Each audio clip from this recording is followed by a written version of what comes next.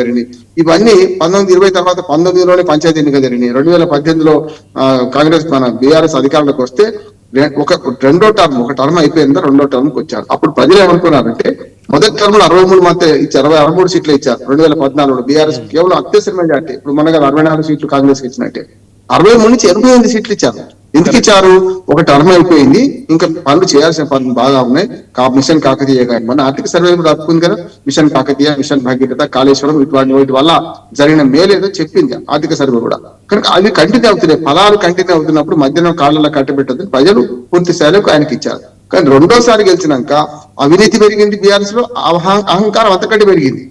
తెలంగాణ ప్రజలు దిక్కే ఒళ్ళేడిపి మేమే అనుకునే పరిస్థితి వచ్చింది. ఇప్పుడు శత్రుశేషం రుణశేషం ఉంచుకోవద్దు అన్నట్టు అన్ని పార్టీలను చెలిపి పడేసే ప్రయత్నం చేశారు. ఓసారి బీజేపీలో బండేవాడు బుండేవాడు అన్నాడు, ఓసారి కాంగ్రెస్ లేదన్నాడు. ఈ ఇద్దరి మధ్యన ఏంటంటే మన భక్త ప్రవర సినిమా చూసినట్టు ఈ సమ్మంలో చూపగారు శ్రీహరి అంటే నేనే ఉన్నానట్టు బండి గురించి 3 గంటలు పసిమింటి పెట్టాల్సి వస్తుంది. ఇదే కేసీఆర్ పతది. ఇప్పుడు కొత్తగా చెప్తున్నా ఏంటంటే ఇవాళ రేవంత్ రెడ్డి గారు కూడా సగంలో ఉన్నారు. ఇంకా 2.5 ఏళ్ల దాకా ఎన్నికలు రావు, నెంబర్ 1. కనుక ఈ 2.5 ఏళ్లలో గత కాలం చూస్తే 3 ఎన్నికల్లో గెలుచుకుంటూ వచ్చాడు. వరకు చెప్పాను. మొట్టమొదటిదేమో పార్లమెంట్ ఎన్నికలు చూసాం కదా, 8 అంటే ఆనాడు ఏం చేశారు, బీఆర్ఎస్ పార్టీ ఉనికి లేకుండా పోవడానికి ప్రధాన కారణం కూడా చెప్తాను. తెలంగాణ ఓటర్లు ఎంత విఘ్నులు అంటే మీరు రాష్ట్రంలో మీకు అధికారం ఇవ్వలేదు, ప్రతిపక్ష స్థానం ఇచ్చారు సరిపోతుంది.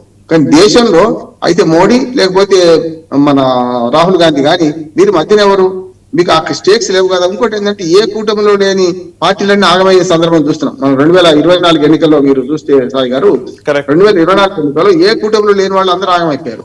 ఒకటి. రెండోది బీజేపీతో అంటగాగిన వాళ్ళు కూడా ఆగమైపోయారు. నవీన్ పట్నాయక్ మంచి ఉదాహరణ మనకు. అంటే స్వామి కంటే స్వామి భక్తి, రాజు కంటే రాజభక్తి అంటే 5 సార్లు మన ముఖ్యమంత్రిగా ఉన్న నవీన్ పట్నాయక్ కొన్నిసార్లు ఆగమైపోయాడు. జగన్మోహన్ రెడ్డి, కేసీఆర్ లాంటి వాళ్ళు అంటే అయితే ఎన్డీఏ కూటమి లేకుంటే ఇండి కూటమిలో లేని వాళ్ళందరూ మట్టి కలుసుకుపోయారు. అందుకని ప్రజలు కూడా ఏమన్నారంటే మీరు ఏదో కూటమిలో ఉండండి, అప్పుడు ఓట్లు పడే. నిజంగా చెప్పాలంటే ఆయన ఎన్డీఏ కూటమిలో చేయాలని ఇండి కూటమిలో చేరితే 1-2 సీట్లు వచ్చేది. ఏది కాంగ్రెస్ తక్కువ వీళ్ళకి వచ్చేది, లేకుంటే బీజేపీ కూడా 2 తక్కువ అయ్యాయి. 3-4 2024 సంగతి చెప్తున్నాడు. అది అయిపోయింది గత జల సేతు పథకం. ఇప్పుడేమైందంటే వరుసగా మన పార్లమెంట్ ఎన్నికలు, తర్వాత మొన్న మున్సిపల్ మన పంచాయతీ ఎన్నికలు కూడా పార్టీకి ఏమి, కాంగ్రెస్ పార్టీకి ఏమి అద్భుతమైన తివాచి ఏం పర్వాలేదు. 60% ఇచ్చారు. నిజంగా చెప్పానంటే, కరెక్ట్గా చెప్పానంటే ఇండిపెండెంట్లును స్వతంత్రులు మన ఏమంటారు దాన్ని రేపర్స్ పక్కన పెడితే 15% వీళ్ళిద్దరే ఉన్నారు. ఉన్నది ఏంటి, కేవలం 55 నుంచి 60% కాంగ్రెస్, 25 నుంచి 30% లోపట్టిన బీఆర్ఎస్, 5 నుంచి 6% పక్కా చెప్పాలంటే బీజేపీ. ఎందుకంటే పార్టీ గుర్తు లేవు కానీ అదే లెవెల్లో వచ్చారు. మిగతా 15% ఏం చేశారంటే కాంగ్రెస్ పార్టీ మేము 70 అంటది, 65-70 కలుసుకున్నామంటది, బీఆర్ఎస్ 35 కలుసుకున్నామంటది. చూస్తున్నారు కదా, ఆ 15 ఇటు కలుపుకుంటున్నారు, అంతే ఏం లేదు. బీజేపీ కూడా 8%, 9% గెలిచేమంటారు. ఇప్పుడు కూడా ఏమంటున్నానంటే ఈ గెలుపు కూడా నా ఉద్దేశం అంటే 70-30 అనే లెవెల్లో ఉన్నామంటారు. 70-25 అంటే 70-25 5%. అంటే బీజేపీ ఏమైంది అంటే కార్పొరేషన్లలో మంచి పలుకుబడి సంపాదించింది. చూసాం కదా, మనకు 2 ఎంపీలు. ఒకటే చెప్పాలంటే హైదరాబాద్ ఎలక్షన్ ఎట్లా కిషన్ రెడ్డి గారికి స్టేక్స్ లేవు ఇక్కడ, కానీ మనకు ఉన్నది ఏంటి కరీంనగర్, అట్లాగే మనకు నిజామాబాద్. ఈ రెండిట్లలో కూడా కరీంనగర్ లో హంగారెట్టే కానీ ఇంకొక 3 సీట్లు తక్కువన్నాయి. 66 ఉంటే 30 వచ్చినాయి, ఇంకొక 3 సీట్లు తక్కువన్నాయి. అట్లా రేబల్స్ ఉన్నారు, ఇండిపెండెంట్ ఉన్నారు, కనుక కవర్ అవుతుంది. ఈ 2 మున్సిపల్ కార్పొరేషన్లు బీజేపీ పరమైనట్టే కట్ట, అది నిజామాబాద్ కానీ కరీంనగర్ కానీ.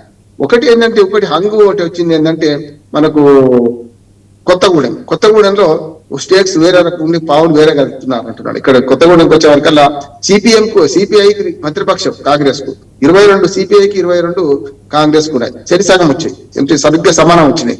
8 సీట్లు బీఆర్ఎస్ కు వచ్చినాయి. ఇప్పుడు ఏమవుతుందంటే కేటీఆర్ గారు కూడా నాతో మాట్లాడారని సాంబశివరావు గారు, ఇది మన కొత్తగూడెం ఎమ్మెల్యే చెప్తున్నారు. అవసరమైతే మేమే కైవసం చేసుకుంటాం, కాంగ్రెస్ ని పక్కన పెట్టి అనే మాట కూడా కాంగ్రెస్ తో సంప్రదింపు కాలేదంటున్నారు. కానీ ఏమైందంటే బెదిరింపు ఇట్లా కొంతవరకు మన బలాలు చూపించుకునే క్రమంలో 8 సీట్లు ఇప్పటికే బీఆర్ఎస్ మాకు ఇస్తామంటున్నారు అనే మాట కూడా సాంబశివరావు గారు అన్నారు. ఆ కొత్తగూడెం పక్కన పెడితే మిగతావన్నీ కూడా కాంగ్రెస్ కు నడకనే. అందుకని మొత్తం 7లో 2 బీజేపీ, 4 కాంగ్రెస్ పక్క. సార్ రామారావు గారు, ఒక్క విషయం నేను మిమ్మల్ని అడుగుతాను. యాక్చువల్లీ కార్పొరేషన్ ఫలితాలు నేను చూస్తున్నాను. 7 స్థానాల్లో బీఆర్ఎస్, కాంగ్రెస్, బీజేపీ మూడింటి మధ్య చూస్తే కాంగ్రెస్ అన్ని స్థానాల్లో